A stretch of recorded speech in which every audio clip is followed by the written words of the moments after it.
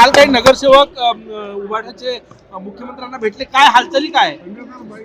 असं आहे, अजून महानगरपालिकेच्या महापौराच्या निवडणुकीच्या संदर्भातला कार्यक्रम जाहीर व्हायचा आहे. तोपर्यंत ज्यांनी आम्हाला पाठिंबा द्यायची इच्छा व्यक्त केली त्यांच्यासोबत संवाद सुरू आहे. हो, काय म्हणजे काँग्रेसही दावा करतायत, तुम्ही दावा करतायत, गटनोंदणी ची प्रक्रिया जी आहे ती कधी केली जाणार आहे? या आठवड्यात आम्ही आमची गट नोंदणी करण्याचा साठी आज निर्णय करतोय. उभाटाच्या लोकांना सोबत घेण्यासाठी काही प्रयत्न सुरू झाले का? त्यांनी म्हटलं जो महापौर देणार असेल त्यांना आम्ही समर्थन देऊ, खुलं समर्थन देऊ, अशा पद्धतीचं आव्हानही त्यांनी केलं. नाही, त्यांनी त्यांची इच्छा व्यक्त केली आहे. शेवटी एखादा पक्ष, एखादा गट इच्छा व्यक्त करतो आणि त्या इच्छेनंतर त्यांच्याशी चर्चा संवाद झाल्यावर निर्णय होतो. ठाकरे गटाची वाटाघाटी सुरू आहे. मी जसं सांगितलं, संवाद तर सर्वांशी सुरू आहे. यामध्ये तर काँग्रेसचा सुद्धा एक गट आमच्याशी संवाद करतोय. संवादाला कुठं अडचण आक्षेप असण्याचं काही कारण नाही. आपापल्या पद्धतीने प्रत्येक जण संवाद करतो. काँग्रेसचा कुठला गट सर? धानोरकर गट की वडेट्टीवार गट? नाही, कोणता गट नाही, ते काँग्रेसचे आहे. आता नेत्यांनी त्यांना वाटलं असेल, आमच्यासाठी ते काँग्रेसचे आहे. पण कुठेतरी काँग्रेसमधल्या अंतर्गत वाटाघाटी जे सुरू आहे किंवा वाद सुरू आहे त्याचा फायदा भाजपला होऊ शकतो, रणनीती रचली जाते.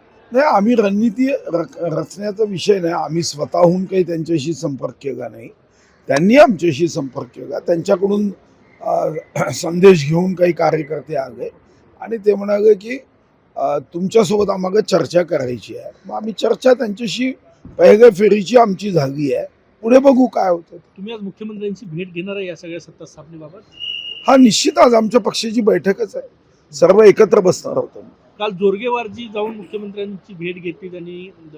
माझ्या माहितीप्रमाणे ते मागच्या आठवड्याभर तिकडेच आहे. मी 26 जानेवारी होती, झेंडावंदनाच्या कार्यक्रमामुळे मी काही गेलो नव्हतो. किती लोक संपर्कात आहे किंवा संदेश द्या लोकांनी घेऊन आला? असं आहे, सर्व गोष्टी सांगितल्या जात नाही. काही यामध्ये गुप्तता ठेवणं गरजेचं असते. सर्व सांगितलं तर मग सावध होतील बाकी लोक. तुमच्यावर जबाबदारी पक्षानं सोपवलेली आहे. ज्येष्ठ माझ्यावर जबाबदारी सोपवली नाही. मी माझ्या परीने या पक्षाचा कार्यकर्ता आहे. आजपासून नव्हे, जेव्हापासून समजायला लागलं तेव्हापासून या विचाराचा मी पाईक आहे. मी काही पक्ष इकडचा तिकडचा बदलून या पक्षात आलेलो नाही.